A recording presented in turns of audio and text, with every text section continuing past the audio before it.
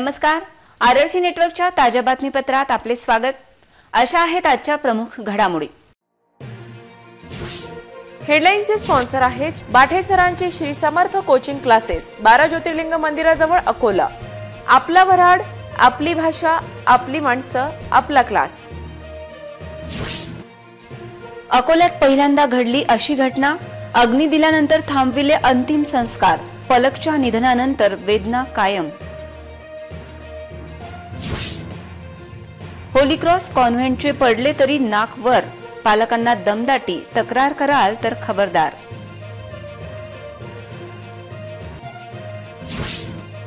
RRC news व city न्यूजच्या बातमीचा दणका, अन्न व औषध प्रशासन विभागाने घेतली होली क्रॉसची झाडाझडती। शासनाच्या आदेशानंतर कर्मचाऱ्यांचे महापालिकेत समायोजन नाहीच, पोलिसांच्या सतर्कतेने वाचले अनेकांचे प्राण। कष्टकरी बैलांबरोबर आता गाढवांचा पोळा, बैलाप्रमाणे गाढवांची रंगरंगोटी आणि नैवेद्य देखील। ऑर्बिट हॉस्पिटलच्या चुकीचा फटका तिवारी परिवाराबरोबर समाजातील प्रत्येकाला बसला। पलक धीरेंद्र तिवारी हिच्या मृत्यूची योग्य ती माहिती पोलिसांना न दिल्याने पलकवर सुरू असलेला अंतिम विधी पोलिसांनी थांबविला। सुमारे 3 तास उमरी स्मशानभूमीत यामुळे तणावाची स्थिती होती। हमने हॉस्पिटल से रिलेटेड जो हमारी डेड बॉडी ली है, हमारी जो डेड बॉडी ली है वो चीज़ के लिए हमने doctor say cause of death मांगा था, वो उन्होंने हमें दिया नहीं। उसके बाद जब उन्होंने हमको डेड बॉडी दी तो उन्होंने बोला कि इसकी, हमने उनको पूछा कि इसमें कोई प्रोसीजर बाकी है क्या, तो उन्होंने बोला इसमें कोई प्रोसीजर बाकी नहीं। मैंने उनको बोला कि हमको कुछ, आपको इसमें प्रोसीजर कंप्लीट करने में कोई चीज़ की दिक्कत रहेगी क्या, बोले बिल्कुल नहीं। फिर उन्होंने हमसे बिल लिया, बिल लेने के बाद हमारे साइन और अंगूठे लिए, उसके बाद उन्होंने हमारे को डेड बॉडी दी। और जब सुबह हमसे कांटेक्ट, उन्होंने हमको बोला था कि आपका रिपोर्ट हम भेज देंगे पुलिस स्टेशन को। तो हम जब सुबह पुलिस स्टेशन में गए वो चीज़ पूछने के लिए कि भाई ये हमारा डेड बॉडी के लिए रिपोर्ट जो भेजा है वो हमको हॉस्पिटल से मिला नहीं, उन्होंने बोला कि हम पुलिस स्टेशन को रिपोर्ट भेजेंगे। तो जो उन्होंने पुलिस स्टेशन को रिपोर्ट भेजने के लिए बोला था, हम पुलिस स्टेशन गए तो पुलिस वालों ने बोला कि वो ऐसा कोई रिपोर्ट हमारे पास आया हुआ नहीं है, आप हॉस्पिटल से कंफर्म करो। हमने हॉस्पिटल से कंफर्म किया तो बोले हमने भेज दिया। फिर हमने पुलिस वालों को बोला कि अभी हमने क्या करना चाहिए, आप हमको प्रोसीजर बताओ। तो उन्होंने बोला कि अगर आपको आपकी डेड बॉडी डिस्पोज करनी है तो आप बिंदास होकर कर सकते हैं। मैंने बोला सर उसमें आपका कोई ऑब्जेक्शन है क्या, बोले बिल्कुल नहीं है। मैंने फिर उनको बोला कि अगर कोई ऑब्जेक्शन होगा या कोई प्रॉब्लम होगा तो आप मुझे समझा के बोलिए, मैं वो चीज़ को आपको यहीं क्लियर करके देता हूँ। मैंने बोला मैं राइटिंग में कोई भी चीज़ देने को तैयार हूँ। ये मैंने रामदासपेट पुलिस स्टेशन को खुद सामने प्रत्यक्ष में खड़े रह के बोला। तो उन्होंने बोला कि हमको आपसे कुछ नहीं चाहिए, हमको हॉस्पिटल का लगता है। तो आप बोले आपके डेड बॉडी अगर आपके मर्जी से डिस्पोज करना चाहते तो आप कर सकते। फिर हमने उसके बाद बॉडी डिस्पोज करने के लिए लेके आए उमरी के शमशान भूमि में। हमारा डेड बॉडी डिस्पोज करना शुरू था, हमने डेड बॉडी को अग्नि दिया। उसके बाद 5 मिनट के अंदर यहाँ पे रामदासपेट पुलिस स्टेशन वाले आ गए और उन्होंने बोला कि ये प्रोसीजर को रुका दो। हमने बोला रीज़न क्या है, उन्होंने बोला कि भाई जो आपकी डेथ हुई है उसका सर्टिफिकेट हमारे यहाँ हॉस्पिटल में कुछ भी आया हुआ नहीं है डेट का, तो उसके लिए उन्होंने हमारी प्रोसीजर रुका दिया। म्हणजे उन्होंने हमारी डेड बॉडी, जलती हुई डेड बॉडी रुका दी, पानी डाल के बुझा दिया उन्होंने पूरी तरह से। और उन्होंने कहा कि इसका पीएम करना पड़ेगा, 14 साल की बच्ची है हमारी, उसको पीएम करना पड़ेगा, ऐसा बोल के उन्होंने हमारी 11 बजे अंतविधि रुका दी। वो रुकाने के बाद डॉक्टर को हम कंसल्ट कर रहे हैं कि ये क्या है, हमने आपके बोलने से डेड बॉडी निकाली हॉस्पिटल से, तो वो डॉक्टर हमारे सामने आने को तैयार नहीं। हम हॉस्पिटल पे जाके 1.5 घंटा हमने उनको रिक्वेस्ट की, फिर भी वो डॉक्टर हॉस्पिटल में आए नहीं, ना फ़ोन पे आए। और जली हुई बॉडी यहाँ रुकी हुई है अंत विधि के लिए हमारी। इन सब परिस्थितियों में हम डॉक्टर को रिक्वेस्ट कर रहे हैं, लेकिन उन्होंने आखिरी तक हमको डेथ सर्टिफिकेट दिया नहीं। ये डॉक्टर की 110% गलती साहब। और हमारी और पुलिस प्रशासन ने हमको, पहले पुलिस प्रशासन ने हमारा डेड बॉडी का कार्यक्रम रुका दिया पूरा जलाने का, लेकिन बाद में जब हमने उनको रिक्वेस्ट किया तो उन्होंने सारी चीज़ों के बाद हमारे को पूरा कॉपरेट किया पुलिस प्रशासन ने। पुलिस प्रशासन के कॉपरेट की वजह से हमारी डेड बॉडी हमको जलाते हैं, नहीं तो वो चीज़ हमको जलाने को नहीं मिलती। पलक तिवारी ही आजारी झाल्यानंतर तिच्या वडिलांनी ऑर्बिट हॉस्पिटल येथे दाखल केले। ऑर्बिट हॉस्पिटलच्या डॉक्टरांनी तिच्यावर उपचारानंतर तिला मृत घोषित केले। डॉक्टरांनी पलकच्या वडिलांकडून उपचाराचे पूर्ण पैसे घेतले, पण तिच्या मृत्यूचे कुठलाही दाखला ऑर्बिट हॉस्पिटलने दिला नाही, असा आरोप पलकचे वडील धीरेंद्र तिवारी यांनी केला। मैं 7:30 बजे में लड़की का ट्यूशन से आई, सर दुख रहा था, उसके बाद मैं ऑर्बिट हॉस्पिटल में उसको लेके गया। ऑर्बिट हॉस्पिटल में उसको लेके गया तो वहाँ के डॉक्टर ने, कोठारी ने मुझे बोला कि इसकी तबीयत बहुत सीरियस है, इसकी सांस नहीं चल रही, तुम इसको अंदर डाल दो। तो उनको अंदर डाले आईसीयू में। तो वहाँ आईसीयू में डालने के बाद उनने 2-3 घंटा उनका ट्रीटमेंट किए। बाद में मेरे को आके बोले डायरेक्ट वो लड़की मर गई। तो मैंने ऐसा कैसा, डॉक्टर साहब तुम तो इलाज कर रहे थे। नहीं बोले उसने दम ही नहीं ले रही थी, दिल की धड़कन उसकी बंद हो गई थी। बाद में मेरे को उन्हें ना डेथ सर्टिफिकेट दिए, उसकी वजह से मेरी पुलिस वालों ने, रामदास हॉस्पिटल वालों ने आके मेरे को अंतिम संस्कार रुका दिए। मेरे को 4 घंटा लेट हो गया। मेरे को जो भी है मेरा कसूरवार सिर्फ डॉक्टर लोग है, क्योंकि उनकी वजह से मेरे लेट हो गया और उनकी वजह से मेरी ये अंतिम संस्कार लेट हुई। और उनने ना बॉडी का सर्टिफिकेट दिए कि भाई डेड हो गई, मर गई, लेके जाओ, उनने वो दिए नहीं। मैंने मेरा पूरा बिल भरा और उसके बाद में भी मेरे को डॉक्टर लोगों ने त्रास दिए। आज सकाळी तिच्यावर अंतिम संस्कार करायचा असल्याने तिच्या नातेवाईकांनी पोलिसात सकाळी विचारणा केली की काही प्रक्रिया करायची बाकी आहे का, पण पोलिसांनी डॉक्टरांकडून काहीच माहिती आली नाही। तुम्ही अंतिम संस्कार करू शकता असे म्हणत परिवाराला परवानगी दिली, पण उमरी हिंदू स्मशानभूमीत पलकवर अंतिम संस्कार सुरू असताना थेट पोलिसांनी तो थांबविला। पलकला अग्नी देखील दिला होता, तो पोलिसांनी पाणी टाकून विझविला। स्मशानभूमीतील हा सर्व प्रकार अतिशय क्लेशदायक असा होता। ऑर्बिट हॉस्पिटल प्रशासनाने कुठलेही मृत झाल्याचे कागदपत्र पलक तिवारी यांच्या परिवाराला दिले नाही, तर पोलिसांना दुसरीच माहिती ऑर्बिट प्रशासनाने दिली होती। या सर्व प्रकारामुळे पलकच्या परिवाराला आज चांगलाच मानसिक त्रास सहन करावा लागला। हॉस्पिटल वालों ने जो हमको, जो अभी तक हमारी जानकारी में चीज़ आई हुई है, हॉस्पिटल वालों ने जो स्टेटमेंट देना पड़ता, उनको जो प्रोसीजर वाइज जो चीज़ें उनको थाने में भेजनी पड़ती है, वो उन्होंने एकदम गलत भेजी हुई है। उसमें उन्होंने इतनी गलत चीज़ें भेजी हुई है कि उन्होंने बताया कि रात को 1 बजे, 15 तारीख को रात को 1 बजे उन्होंने थाने को एक रिपोर्ट भेजा कि पेशेंट बेशुद्ध है।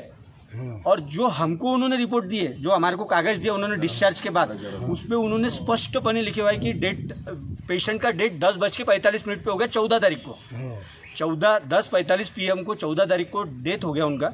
ऐसा पेशेंट का हमारे पास डॉक्यूमेंट्स है। और उन्होंने थाने को रिपोर्ट भेजा 15 तारीख को रात को 1 बजे AM पे कि भाई पेशेंट हमारे यहाँ पे भर्ती है और वो बेशुद्ध है। इसकी डिटेल हमको आई हुई है। तो डॉक्टर की बहुत ज़्यादा बड़े लेवल पे उस चीज़ की गलती हुई है। और जब डॉक्टर को उसकी गलती ख्याल में आ गई और वो पुलिस प्रशासन ने उनका काम किया, हमको डेड बॉडी को जलाने नहीं दिया, हमने डॉक्टर को रिक्वेस्ट किया तो उस पर प्रत्युत्तर में डॉक्टर आए नहीं और उन्होंने हमारे को अटेंड भी नहीं किया।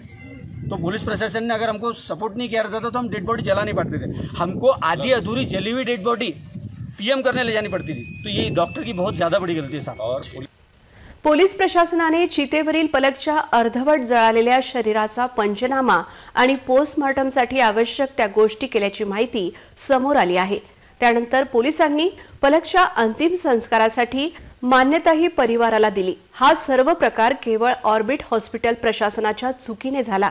त्याचा नाहक मानसिक त्रास आधीच दुःखात असलेल्या तिवारी परिवाराला सहन करावा लागला। या सर्व प्रकारामुळे सुमारे 3 तास उमरी स्मशानभूमीत वातावरण चांगले संतप्त झाले होते, पण केवळ सहिष्णू लोकांमुळे ते बिघडले नाही। पलकच्या अंतिम संस्काराच्या वेळी झालेली ही चूक टाळता आली असती। तिवारी परिवार दुःखात असताना त्यांना झालेला मानसिक त्रास हा केवळ ऑर्बिट हॉस्पिटलच्या ढिसाळ कारभारामुळे झाल्याचे चित्र होते। याविषयी ऑर्बिट हॉस्पिटल व पोलिसांनी कुठलीही प्रतिक्रिया दिली नाही। लाखो रुपये डोनेशन स्वरूपात उकळणाऱ्या होली क्रॉस कॉन्व्हेंटने आज पालकांना दमदाटी करत मुदतबाह्य बिस्किट प्रकरणात तक्रार कराल तर मुलांच्या ऍडमिशन व शिक्षणास त्रास होऊ शकतो असा गर्भित इशारा दिला। दरम्यान या सर्व प्रकरणात मुदतबाह्य बिस्किट विकणाऱ्या एजन्सीवर अन्न व औषध प्रशासनाने कुठलीही कारवाई का केली नाही। त्याचबरोबर पोलीस, प्राथमिक शिक्षण विभाग यांनी स्वतःहून या प्रकरणात दखल का घेतली नाही असा प्रश्न विचारला जात आहे। प्राथमिक शाळेतील मुदतबाह्य बिस्किट प्रकरणात आज हॉलीक्रॉस कॉन्व्हेंटने पालकांना दमदाटी केल्याची धक्कादायक माहिती समोर आली आहे। त्याचबरोबर शाळेने एकीकडे पालकांना पाठविलेल्या मेसेजमध्ये माफी मागितली आणि दुसरीकडे प्रत्यक्षात दमदाटी केल्याची माहिती प्राप्त झाली आहे। या सर्व प्रकारात बॅड एलिमेंट सक्रिय झाल्याचा दावा हेड मिस्ट्रेस यांनी पालकांना पाठविलेल्या मेसेजमध्ये केला आहे। हे बॅड एलिमेंट कोण याचा खुलासा हेड मिस्ट्रेस यांनी करण्याची गरज आहे। आज शाळेत अन्न व औषध प्रशासन विभागाने शाळेला भेट दिल्याची माहिती आहे। याविषयी सिटी न्यूज सुपरफास्टने वृत्त प्रकाशित केल्यानंतर त्याची दखल अन्न व औषध प्रशासनाने घेत चौकशी केल्याची माहिती आहे। पण या सर्व प्रकरणात मुदतबाह्य बिस्किट विक्री करणारे कोण हा प्रश्न गुलदस्त्यात असून त्यावर काय कारवाई करण्यात येते याकडे सर्वांचे लक्ष लागले आहे। त्याचबरोबर ब्रिटानिया या कंपनीने अशा प्रकारे मुदतबाह्य बिस्किट कसे काय बाजारात खपविले असा प्रश्न विचारला जात आहे। होली क्रॉस कॉन्व्हेंटमध्ये मुदतबाह्य ब्रिटानिया बिस्किट वाटप प्रकरणात अकोल्यात केवळ RRC न्यूज आणि सिटी न्यूज सुपरफास्टने बातमी प्रसारित केली। त्याची दखल आज अन्न व औषध प्रशासनाने घेत होली क्रॉस कॉन्व्हेंटची झाडाझडती घेतल्याची माहिती आहे। या प्रकरणात चौकशी करून कारवाई करण्यात येईल असे आश्वासन अन्न व औषध प्रशासन विभागाच्या अधिकाऱ्यांनी स्पष्ट केले। होली क्रॉस कॉन्व्हेंटच्या मुदतबाह्य बिस्किट वाटप प्रकरणाची वृत्त केवळ RRC न्यूज आणि सायंदैनिक सिटी न्यूज सुपरफास्टने प्रकाशित केले। पोळ्याच्या सुटीनंतर या वृत्ताची दखल आज अन्न व औषध प्रशासन विभागाने घेतली आहे। अन्न व औषध प्रशासन विभागाच्या अधिकाऱ्यांनी थेट मुलांचे याविषयी जबाब घेतले असून शाळा व्यवस्थापनाची देखील चौकशी केल्याची माहिती समोर आली आहे। यात शाळेने मुदतबाह्य बिस्किट वाटप केल्याचे मान्य केले आहे। शाळेने पालकांना पाठविलेल्या मेसेजमध्ये GMD मार्केटमधील महालक्ष्मी सेल्स यांच्याकडून हे मुदतबाह्य बिस्किट आणल्याचे मेसेज पालकांना केले होते। त्या महालक्ष्मी सेल्सवर अद्यापपर्यंत कुठलीही कारवाई का झाली नाही असा प्रश्न उपस्थित होत आहे। मुदतबाह्य बिस्किट वितरित करण्याची चूक जितकी होली क्रॉस कॉन्व्हेंटची आहे तितकीच ही GMD मार्केट येथील महालक्ष्मी सेल्सची देखील आहे। या सर्व प्रकरणात महालक्ष्मी सेल्सची चूक अधोरेखित होत असून त्यांनी ही मुदतबाह्य बिस्किट कसे विकले असा प्रश्न उपस्थित होत आहे। या प्रकरणात त्यांच्यावर कारवाई कोण करणार असा मुद्दा समोर आला आहे। RRC न्यूज चॅनल या वाहिनीवर एक बातमी प्रकाशित झाली, ज्यानुसार परवा दिनांक 13/9/2023 रोजी होली क्रॉस कॉन्व्हेंट शाळा या शाळेमध्ये विद्यार्थ्यांना मुदतबाह्य म्हणजे एक्सपायर झालेले चॉकलेट्स देण्यात आले। त्यानुसार आज आम्ही होली क्रॉस कॉन्व्हेंट शाळा येथे भेट दिली व तेथील शाळेची तपासणी केली। तेथील सिस्टर लिलीचे स्टेटमेंट घेण्यात आले, शिक्षकांचे स्टेटमेंट घेण्यात आले। त्याचप्रमाणे प्री प्रायमरीपासून तर 4थीचे विद्यार्थी या सर्व विद्यार्थ्यांच्या कक्षात जाऊन त्यांच्याशी संवाद साधण्यात आला, त्यांनाही प्रश्न विचारण्यात आले आणि त्या इन्व्हेस्टिगेशननुसार त्यांनी दिलेल्या बिलानुसार आज Mahalakshmi sales GMD market Akola या पेढीची तपासणी करण्यात आली व तेथून एक नमुना घेण्यात आलेला आहे बॉनबॉन बिस्किट्सचा आणि सदर प्रकरणी तपास चालू असून योग्य ती कायदेशीर कारवाई करण्यात येईल। सर, यामध्ये नियमाने काय कारवाई होणार आहे समोर? आता आपण सुरुवातीला शाळेमध्ये सर्व चौकशी केली, त्यानुसार तेथील काही विद्यार्थ्यांना त्रास झाला नसल्याचे सांगितले, तरी पण मुदतबाह्य चॉकलेट्स दिल्या गेले। सर्व चॉकलेट्स मुदतबाह्य नव्हते, त्यांनी एकूण 1110 पीस घेतले होते, त्यापैकी काही मुदतबाह्य झालेले होते। तर आता आपण त्या दुकानदाराचा तपास करून त्याला कुठून पुरवठा झाला, त्याच्यात कोणाचा दोष आहे, त्यानुसार त्या दुकानदारावर व यांच्यावरती कायदेशीर कारवाई करण्यात येईल। अकोला महानगरपालिकेची हद्द 2016 मध्ये वाढवण्यात आली। त्यावेळी नगरविकास मंत्रालयाने ग्रामपंचायत कर्मचाऱ्यांना महापालिका कर्मचारी म्हणून मान्यता दिली होती। मात्र वर्षानंतरही कर्मचारी समायोजन करण्यात आले नाही। त्यामुळे अखेर आज ग्रामपंचायत कर्मचाऱ्यांनी कुटुंबियांसह महापालिकेसमोर आत्मदहन करण्याचा प्रयत्न केला, मात्र पोलिसांच्या सतर्कतेमुळे हा प्रयत्न टळला।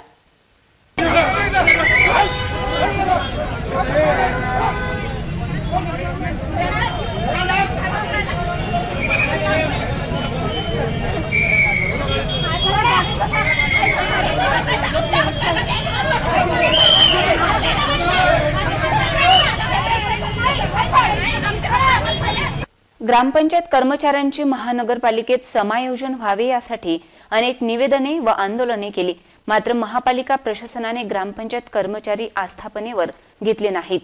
लवकरात लवकर समायोजन करण्यात यावे, अन्यथा 15 सप्टेंबर रोजी ग्रामपंचायत कर्मचारी कृती समितीचे सदस्य कुटुंबासह आत्मदहन आंदोलन करणार आहेत असा इशारा देण्यात आला होता।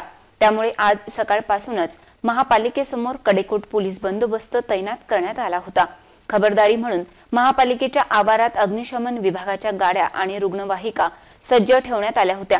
हे कर्मचारी कुटुंबियांसह महापालिकेसमोर येताच महापालिकेचे प्रवेशद्वारही बंद ठेवण्यात आले होते। तसेच त्यांना पकडण्यासाठी पोलीस कर्मचाऱ्यांमध्ये चांगलाच गोंधळ उडाला। ग्रामपंचायत कर्मचाऱ्यांच्या कुटुंबियांनी आंदोलनात भाग घेतला। ग्रामपंचायत कर्मचाऱ्यांचे समायोजन कर्मचाऱ्यांनी तपशील सादर केला। महापालिकेला आदेश देण्यात आले होते, मात्र आजतागायत काहीच केले नाही। त्यामुळे आम्हाला आत्महत्येचा प्रयत्न करावा लागत आहे। कुटुंबियांसमोर उदरनिर्वाहाचा मोठा प्रश्न निर्माण झाला आहे, अशी प्रतिक्रिया ग्रामपंचायत महापालिकेत समायोजनाच्या प्रतीक्षेत कर्मचाऱ्यांच्या कुटुंबियांनी व्यक्त केली।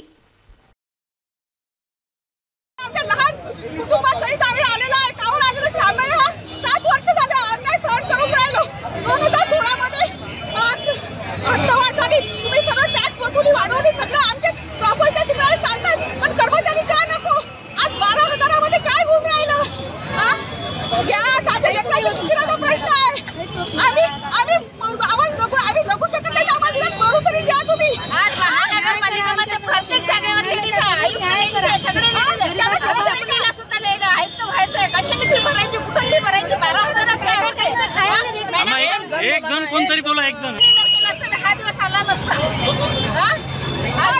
सोळापासून आमचं किती नुकसान झालं हे मॅडमने विचार करा ना। पीएम कृषी योजनेत महाकृषी ऊर्जा अभियान योजनेच्या लाभासाठी अकोला जिल्ह्यातून पोर्टलवर प्राप्त ऑनलाईन 923 अर्जांमध्ये त्रुटी आढळून आल्या। तसे संबंधित अर्जदारांना भ्रमणध्वनी संदेशाद्वारे कळविण्यात आले असून त्यांनी तात्काळ त्रुटींची पूर्तता करावी असे आवाहन महाऊर्जा तर्फे करण्यात आले आहे। पीएम कृषी योजनेत महाकृषी ऊर्जा अभियान योजनेच्या लाभासाठी अकोला जिल्ह्यातून योजनेत 4371 ऑनलाईन अर्ज पोर्टलवर प्राप्त झाले। त्यापैकी 974 शेतकऱ्यांना सौर पंप योजनेचा लाभ मिळालेला आहे। अर्ज व कागदपत्रात त्रुटी आढळल्यावरून 923 अर्जदार शेतकऱ्यांना कुसुम पोर्टलवरून SMS द्वारे कळविण्यात आले आहे। संस्थेच्या जिल्हा कार्यालयाकडून ही त्रुटी पूर्ण करण्यासाठी कळविण्यात आले आहे। तथापि अद्यापही अनेकांनी पूर्तता केली नाही। त्यामुळे संबंधितांनी महाऊर्जाच्या जिल्हा कार्यालयात विचारणा करावी व प्राप्त मार्गदर्शनानुसार त्रुटी पूर्तता करून घ्यावी। शेतकऱ्यांना मिळालेल्या युजर नेम व पासवर्डचा उपयोग करून ऑनलाईन पोर्टलवर आवश्यक कागदपत्रे अपलोड करूनही कागदपत्रांची पूर्तता करता येते। लाभार्थ्यांनी दिनांक 24 सप्टेंबर पर्यंत पूर्तता न केल्यास अर्ज निकाली काढण्यात येतील। प्रथम त्रुटी पूर्तता करणाऱ्यास प्रथम प्राधान्य देण्यात येईल। तुम्ही आतापर्यंत कापड, ज्वेलरी याची प्रदर्शनी पाहिली असेल, पण पर्यावरणपूरक प्लांट्सची प्रदर्शनी मात्र तुम्ही पाहिली नसेल ना? चला तर मग वेळात वेळ काढून ही प्रदर्शनी नक्की पहा आणि मुख्य म्हणजे निरोगी जीवन जगण्यासाठी पर्यावरणपूरक प्लांट्स स्वतःच्या घरात कसे लावता येतील, कसे वाढवता येतील याची माहिती घ्या। पर्यावरणपूरक प्रदर्शनी असलेल्या लिटिल ग्रीनचे दुसरे वर्ष आहे। विविध प्रकारचे स्टॉल या प्रदर्शनीमध्ये असून प्रत्येक स्टॉल हा पर्यावरणपूरक आहे। आजच्या या उद्घाटन समारंभाला प्रमुख पाहुणे म्हणून MD पॅथॉलॉजी श्रीराम पॅथॉलॉजी लॅबचे डॉक्टर प्रकाश आहेर, मायबोली कोचिंग क्लासेसच्या संचालिका प्राध्यापिका सीमा बक्षी मॅडम, महाबीज MD सचिन कलंत्रे, माजी उपमहापौर निखिलेश दिवेकर, त्याचप्रमाणे लिटिल ग्रीनचे कार्यकारी मंडळ अध्यक्ष लिटिल ग्रीनच्या पल्लवी दिवेकर, उपाध्यक्ष दीपाली खरोटे, दीप सुख आर्ट्सच्या संचालिका कवयित्री सचिव माधवी तायडे, एनेस्थेशियस्ट कोषाध्यक्ष डॉक्टर सपना चांडक, सदस्या निशा खोसला, त्वचारोग तज्ज्ञ MD डॉक्टर पियुषा बागडे, पिंकी हिरानंदानी, प्रीती भाकरे, विशेष उपस्थितांमध्ये laparoscopy surgeon doctor Mahendra Chandak आदी मान्यवरांच्या उपस्थितीत हा उद्घाटन सोहळा पार पडला। अकोल्यामध्ये कापडाचे, ज्वेलरीचे बरीच एक्झिबिशन आपल्याला पाहायला मिळतात, परंतु पर्यावरणपूरक प्लांट्सचे त्याचप्रमाणे टाकाऊपासून टिकाऊचे अनेक स्टॉल्स असलेले प्रदर्शन प्रथमच लिटिल ग्रीन अरुण दिवेकर सार्वजनिक वाचनालय जठारपेठ चौक अकोला येथे आयोजित करण्यात आले आहे। हे प्रदर्शन दिनांक 15 ते 17 सप्टेंबर या कालावधीत सकाळी 11 ते रात्री 8 या वेळेत पाहता येईल। जास्तीत जास्त अकोलेकरांनी याचा लाभ घ्यावा। स्टॉलमध्ये PKVच्या नागार्जुन वनौषधीचा स्टॉल असून कमल आणि कमालिनी डॉक्टर कोरडे यांचा स्टॉल आहे। त्याचप्रमाणे टाकाऊपासून टिकाऊ माधव पाटील यांचा स्टॉल आहे। डेकोरेटिव्ह पद्धतीचा कीर्ती रांगड यांचा स्टॉल आहे। रोप व इतर झाडे महाबीज यांचा स्टॉल आहे। ग्रो बॅग्सचा स्टॉल सुनील कविश्वर, दिव्या द फाउंडेशनचे इको पेन पेन्सिल इतर वस्तूंचा स्टॉल, प्रसन्न तापी यांचा सेंद्रिय खत कीटकनाशके यांचा स्टॉल, टेराकोटा ज्वेलरी स्वाती मते यांचा स्टॉल, नैसर्गिक सौंदर्य प्रसाधने रोमा खत्री यांचा स्टॉल, हँडमेड पिशवी पर्स श्रेया संगवई यांचा स्टॉल, असे पर्यावरणपूरक विविध प्रकारचे स्टॉल्स असून पहिल्याच दिवशी नागरिकांचा उत्स्फूर्त प्रतिसाद मिळाला आहे। जास्तीत जास्त अकोलेकरांनी या इको फ्रेंडली प्रदर्शनीचा लाभ घ्यावा, जेणेकरून पर्यावरणपूरक गोष्टींविषयी जागरूकता निर्माण होईल। तर सगळे स्टॉल्स तुम्ही आता बघितलेले आहे आणि ज्या संकल्पनेला घेऊन या एक्झिबिशनचं ज्यांनी आयोजन केलं आहे त्यामध्ये पल्लवीताई आणि नेहमीच त्यांचे स्टॉल जे असतात फार युनिक आणि सुंदर असतात। इथे सुद्धा टेरेरियमचा स्टॉल त्यांनी लावलाय। तर पल्लवीताई काय सांगशील तुझ्या स्टॉल विषयी? मी वेगवेगळे प्रकार दाखवते की टेरेरियम मध्ये कोणते कोणते प्रकार आहेत। हा पहिला आहे, त्याला डायबेरियम म्हणतात। ही संकल्पनाच माझी आहे, आता पेटेंटसाठी टाकलेला आहे। ह्याच्यामध्ये वॉटर फाउंटन आणि असं मिनी गार्डन असतं आणि ह्यात तुम्ही पाहताय असा छोटा धबधबा पण आहे आणि प्लांट सहित म्हणजे माती आणि पाणी ह्यांचा हा मिक्सचर असं वॉटर गार्डन आहे। हे दुसरं आहे, ह्याला म्हणू एक सध्या जो गदर पिक्चर फेमस झालाय मैं निकला गड्डी लेके, आपली ही गाडी तयार आहे सक्युलेंट प्लांट्सची। हा माझ्याकडचा सगळ्यात जुना टेरेरियम आहे। हा गेली 1.5 वर्ष असाच राहिलेला आहे। अकोल्यातलं 47 डिग्रीचं तापमान ह्या आतल्या प्लांट्सनी सहन केलंय। ह्याचं कंपोस्ट वगैरेही आपलं आपणच तयार होतं आणि मी ह्याला अजूनपर्यंत पाणी एक्स्ट्राचं भरून दिलेलं नाही। सो एक सक्सेसफुल टेरेरियम आहे। हे आहे लिटिल ग्रीन्स किंवा लिटिल गिफ्ट्स म्हणून असं छोटे छोटे जे आपण उडाले घेतो एखाद्या कार्यक्रमाला वगैरे गेल्यावर, हे सगळे गोव्याचे झाड आहेत, मेडिसिनल व्हॅल्यू प्लांट्स असं। हे आहे कोकेडामा मॉस बॉल्स, ही जॅपनीज टेक्नॉलॉजी आहे। ह्याच्यामध्ये ह्या मॉस बॉलमध्ये हे लाईव्ह झाड आहे आणि ह्यांना पाणी द्यायची टेक्निक थोडी वेगळी असते। एका बाउलमध्ये तुम्हाला हे झाड ठेवावं लागतं आणि जेव्हा हे वरपर्यंत ओलं होतं तेव्हा मग ह्याला काढून बाजूला ठेवायचं। पुढचे 10 दिवस ह्याला पाणी द्यावं नाही लागत। तर असे हे अनोख्या पद्धतीने बनवलेले कोकेडामा मॉस बॉल्स। त्या प्रत्येकाला निसर्ग व्हावं लागेल, मग आपल्याला जाणीव होईल की आपल्यावर किती मोठं संकट आलेलं आहे आणि त्यामुळे आपण प्रत्येकाने हा खालीचा वाटा उचलणं, प्रत्येकाकडून जेवढं शक्य आहे छोट्या छोट्या गोष्टीच करा, तेही खूप आमूलाग्र बदल आणतील। छोट्या गोष्टी काय, कुठे जर आपण भेट द्यायला जातो एखाद्या पर्यटक स्थळाला तर तिथे रॅपर्स वगैरे तिथे न टाकता तिथल्या डस्टबिन्स मध्ये टाका। नसेल डस्टबिन उपलब्ध तर घरी घेऊन या, तिथे कचरा करू नका। किंवा छोट्या छोट्या जर कुठे झाड दिसणे लावलेलं सामाजिक वनीकरणामध्ये कोणीही, तर त्याचं दायित्व उचला, त्यांना पाणी घाला।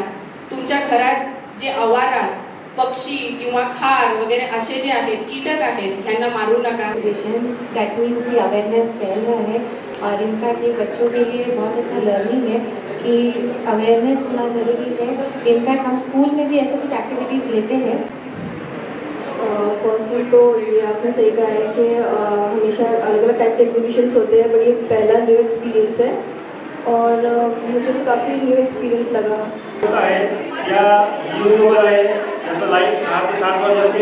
यामध्ये आपण आपला घरचा भाजीपाला, कोथिंबीर, टमाट्याची झाडं, भेंडीची झाडं, वांग्याची झाडं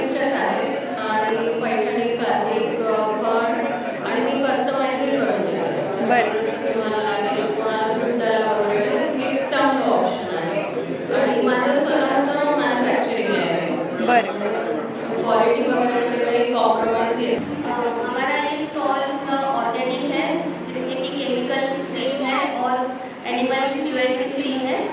इसमें अलग अलग फ्रूट्स जैसे पपैया, शैम्पू, उसके बाद वो रेडिएट एक्सट्रैक्ट क्रीम, ऐसे अलग अलग प्रोडक्ट्स हैं जो कि स्किन के लिए काफ़ी अच्छे हैं।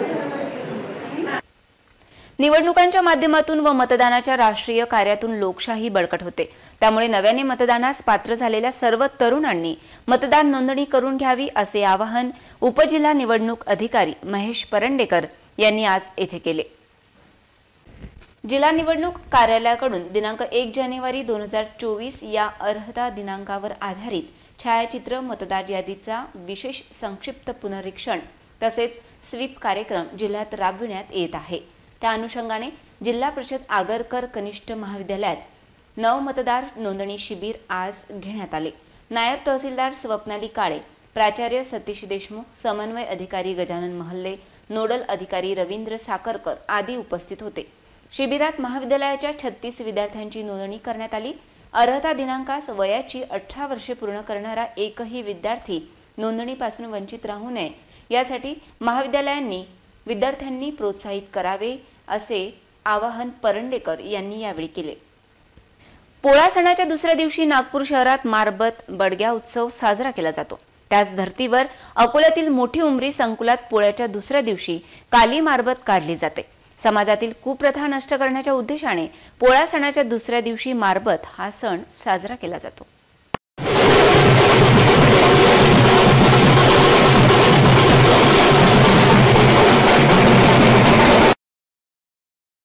नागपूर येथील भव्य मारबत सणानंतर अकोल्यातही मारबत निघणे सुरू झाले आहे, ज्यामध्ये पिवळे आणि काळे मारबत समाविष्ट आहेत। ज्यामध्ये पिवळा मारबत हा लोकांच्या सुरक्षेसाठी तर काळ्या मारबतला बैठाचे प्रतीक मानले जाते। गेल्या काही वर्षांपासून अकोल्यातील मोठी उमरी संकुलातून काली मारबतच्या मिरवणुका काढल्या गेल्या। काली मारबतच्या माध्यमातून समाजातील कुप्रथा आणि विविध प्रकारचे आजार दूर करण्यासाठी या संकुलातून काली मारबत मिरवणूक काढण्यात येते। पोळा उत्सवाच्या दुसऱ्या दिवशी अकोला शहरातील मोठ्या उमरी संकुलातून निघालेली मारबतचे दहन करण्यात आले। प्राचीन काळी अनेक प्रथा प्रचलित होत्या। वाईट गोष्टी नष्ट करण्यासाठी हा सण साजरा केला जातो।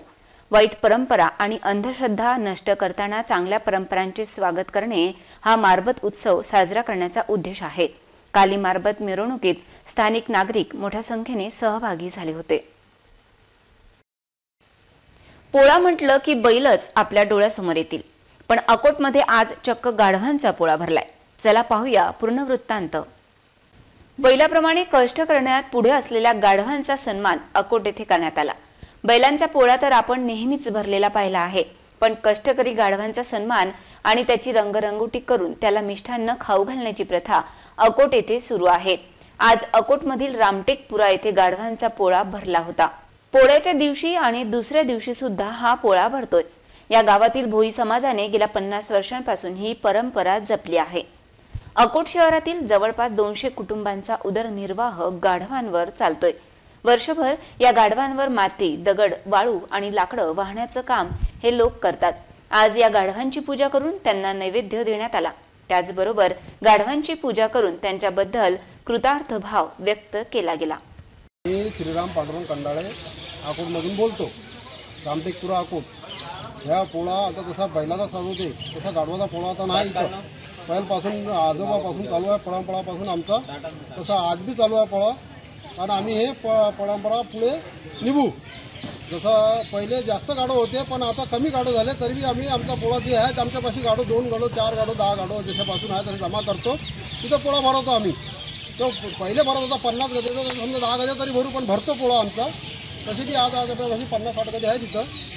पहिले बी होते, पहिले याच्यापेक्षा जास्त होते, पण ते आता चालू आहे रोलिंग। जे आम्हाला याच्यापासून उत्पन्न भेटते, रेती वाळू आणतो आम्ही, विकतो, त्याच्यापासून 2 पैसे आम्हाला फायदा होते। आमचा परिवार चालत जातो, थोडं चालू द्या बाबा, असं चालू आहे आमचं। पुऱ्या महाराष्ट्रात एक विदर्भ आहे, या महाराष्ट्रात पुऱ्या भारतात एकच पोळा इथं भरते अकोटमध्ये। तसं माझं म्हणणं आहे, एक सगळेले भारतवालेले कुंभार लोक जेवढे आहेत, जेवढे आपापल्या गावले आपापल्या जिथे आहेत गदे, जिथे कोणापाशी ज्याच्यापाशी आहे त्यांना आपापल्या घरापाशी पोळा भरावा। पुन्हा एक नजर टाकूया आजच्या प्रमुख घडामोडींवर। हेडलाईनचे स्पॉन्सर आहेत बाठे सरांचे श्री समर्थ कोचिंग क्लासेस, 12 ज्योतिर्लिंग मंदिराजवळ अकोला। आपला वऱ्हाड, आपली भाषा, आपली माणसं, आपला क्लास। अकोल्यात पहिल्यांदा घडली अशी घटना, अग्नी दिल्यानंतर थांबविले अंतिम संस्कार, पलकच्या निधनानंतर वेदना कायम। होली क्रॉस कॉन्व्हेंटचे पडले तरी नाक वर, पालकांना दमदाटी, तक्रार कराल तर खबरदार।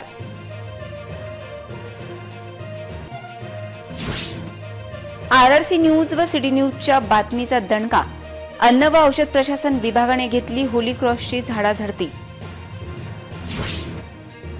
शासनाच्या आदेशानंतर कर्मचाऱ्यांचे महापालिकेत समायोजन नाहीच, पोलिसांच्या सतर्कतेने वाचले अनेकांचे प्राण। कष्टकरी बैलांबरोबर आता गाढवांचा पोळा, बैलाप्रमाणे गाढवांची रंगरंगोटी आणि नैवेद्य देखील। बातम्यांसाठी तुम्ही पाहत रहा RRC न्यूज। यूट्यूब चॅनलवर तुम्ही पण लाईक आणि सबस्क्राईब करा RRC डिजिटल अकोला हे यूट्यूब चॅनल। जगभरात कुठेही पहा RRC डिजिटल अकोला। पुन्हा भेटूया ताज्या बातम्यांसह, नव्या घडामोडींसह, नव्या बातमीपत्रात। तोवर नमस्कार।